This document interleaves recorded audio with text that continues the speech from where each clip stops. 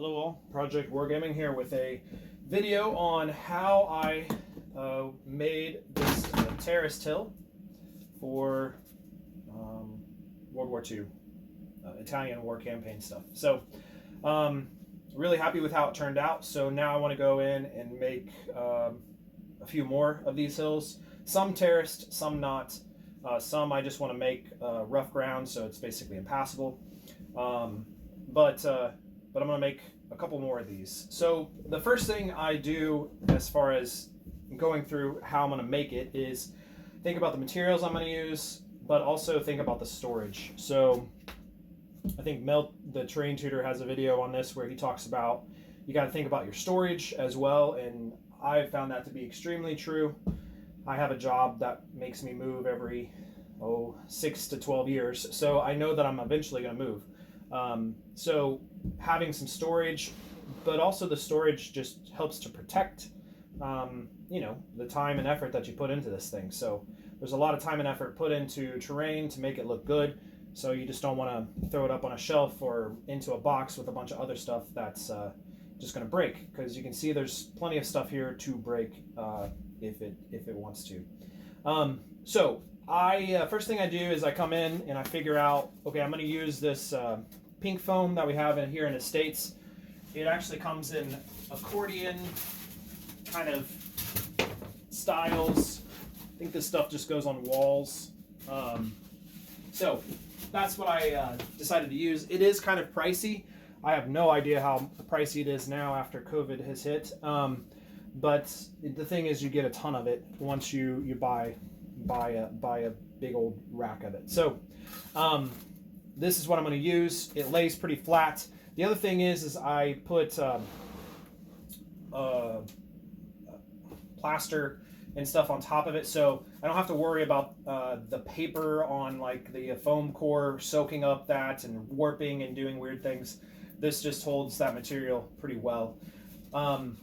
So that's what I'm going to do. But then I cut it into shapes. This gives me the bottom shape, and I know that it'll fit into this box. So I have the smaller one here, and then I know that I'm going to try to make a couple really taller ones. So you can see I need to cut this just a little bit more. Probably no big deal, because obviously I'm not going to leave the hill as a square. And then I also have a couple other boxes that are a little bit longer and skinnier, but kind of a little taller than that. So I have these that fit into that shape as well. So the next thing that I will do is I will just cut out a big mess of these and just start layering them up. It basically looks like a topographical map when I'm done. And that gives me an idea of, okay, how's the hill going to lay out and do all that. Because as you can see on this piece of terrain, there's terraces here. So I lay out the terraces, and then it's easy for me to work with. But I know where the house is going to go. There's going to be one combination of hills here that I'm actually going to make so that it has interchangeable pieces. So I want to make it so it could be a town in perfectly good shape, a town that's been rubbled, and then also a really big villa area with vines and stuff like that on it. So that's the idea. That's kind of how I'm going to go through and do this. All right, so I have cut up all my pink foam core, or pink board, that I'm going to use for giving me the base of the hills. You can see, hopefully you can see, that some of this stuff is really flat and some of it is very wavy. So I will definitely choose the flat pieces for the base, and probably any of the ones that I use for terracing as well. So I have two shapes here. This will probably give me enough to work my way up, because what I found is you really only need about halfway up the box, because you have a lot of scrap left over here. Plus I have these scrap pieces that are left over from other ones. So as the hills, get smaller as they get to the top, then I can use some of these other scrap pieces to fill in the blank there, and I'm not wasting as much of the foam as I would have. Took me a few hours, but I was able to get all of the hills contoured out. You can see that I have varied the shapes to obviously give a good bit of just variation in the way I can lay it out on the table. Like these two, I decided to cut them in half so that they can still fit in this type of storage box easily. And then these are kind of created into a longer, narrower box that are on order. And then this is made for these boxes as well. But what I did was I cut out foam all in this one big shape, knowing that I would cut it in half. And I decided that the best way to really deal with it was to actually just take it to a bandsaw and just cut it down the middle so that I got a nice even cut and it lines up perfectly with the edge. So I did that with a couple of these. I might still do one more kind of skinnier ones that combine together. You can see I still got plenty of foam over there, but this obviously gives me a ton of hills to work with and will give me a lot of space. So if I want to run a bigger game, then I'll be able to. So I have completed cutting out all of the foam sheets and getting them into the hill shapes that I want. You can see that I've now gone in and added in some cork. I just did this with hot glue. Some of it's sticking, some of it's not, but it does stick. And just got different hills and stuff. So there'll be some rocky outcroppings on each of them. A couple of these hills I'm actually going to terrace, and I need to do a few more things to them. So, you know, this edge here, I'm actually going to use this sheet of styrene, which is probably going to be very hard for me to actually see, but you might be able to see just a slight texture that it has. It has a brick texture to it. So what I will do is cut out strips, and that'll fit this 1/4 inch thing, the lip here, and then I will glue that along each of those edges. So some of them will take a couple strips to get all the way around. This one is just going to be a simple vineyard. This one actually, I'm planning on making into a town, a hill town, but I wanted to have the option that it would also be a villa. So I'm going to put magnet sheets on here, and I'm cutting out currently the plastic styrene little sections that I'll put the other magnet sheet on, and then that'll be able to sit on there, and I'll be able to exchange those if I want it to be a villa or if I just want it to be a hill town. I might actually make it into like an olive vineyard or something, I don't know. So anyways, that's just the thing. I've cut out little sheets of paper, so I'll make a couple sets of these. I needed to order some more of this styrene, so I'll have to wait on it to come in. But in the meantime, I can come in with this styrene and put the retaining wall basically all the way around so that it looks terraced and is all neat and ready to go. All right, the next stage in this process is to apply a plaster of Paris mixed with some just paper mache stuff in there to give you this kind of texture here. So you just smear this on and get it into the cracks there. This seems to hold just fine, and then as it dries, it actually constricts and seems to bind really well. The other thing to remember too, that this appears to be very rough, and it obviously is, but what I'll be doing is applying the next step is to apply tile grout on top of it, so that's going to smooth out some of those edges as well.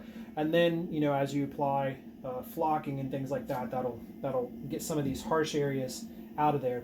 You can also come after it sets up just a little bit and just kind of go over with a wet hand, and that'll smooth down some of these little sticky things here, or even just break them off. So, all right, so I've gone in with a little spray bottle and put some scenic glue on the models first, and then I've come in with a shaker that's full of tile grout and shaked it all over, and then I went back in and sprayed it again with scenic glue. So that really, I find, adheres it extremely well to the model. Some of that scenic glue is going to get up underneath even some of the layers and lock down the cork, and just, it does a really good job of really making a good surface that's going to hold its shape and hold its materials very, very well. Very, very durable as well. And of course, if you have it in storage boxes, then it's even more durable. I'll take this off here real quick and show you some of the textures that you can get.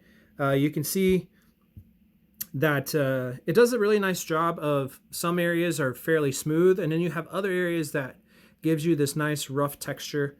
You can see obviously the paper mache underneath of it in that plaster, but once you put this on top of there, it really does smooth out a lot of that stuff. You will still get some kind of, I don't know what you call it, wispies maybe, up in through here, little pieces of cloth that will come out, and so you'll just have to work on that. I find most of the time when you paint it, particularly with a brush, I'm stabbing it in here anyways to get into the nooks and crannies, and then that really lays those down very well. But yeah, tile grout is just an amazing material to work with as far as making models. All right, the tile grout has dried, and I've gone in and given it a spray paint coating for a base coat. So went in with a tan, and then I hit some of the spots that are going to be rocky with a gray. All right, so I have completed the next step in the process, which was to give it a dry brush with 2 different colors, and then also to give it an overall wash over everything. So the 2 colors that I used were a cream, and then a light tan. The light tan was obviously lighter than the spray paint base that I used, and then the cream obviously is lighter than the tan. And so the tan just goes over top of everything, and then the cream, I just kind of hit that with the rocky outcroppings up through here to give it a little bit more standout ability, I guess. And then also a thing that I did was I went in with a wash, and it was kind of a yellow brownish wash, and I just sprayed it over top of everything, and then that of course knocked all the colors back down, and also kind of combined all the colors and gave it a very similar look, so that the gradations of colors are not quite as dramatic, and they kind of meld into each other and meld out of each other. So happy with how that looks. One other thing that I did was I came in on the sides here where there was still pink foam insulation visible, and I have some brown caulking, and so I just kind of smeared that on just like you would, I guess, if you were doing a cake and icing in it, and just gave it a small little layer of caulking to give it to make it look finished, but also really to protect it even better. The next step in the Italian heels is that I'll be adding texture and flock onto the various parts of the hills and stuff. So the first layer that'll go on is just this kind of custom mix of brownish, tan, darker, or I guess lighter grass mix. It's got just some regular flock, a little bit of static grass in there. It's even got just a little bit of really fine foliage mixed into there. It's all woodland scenics material. And then I will also use, I think this is coarse turf. It's a yellow grass, and I will use that to bring out some spots as well.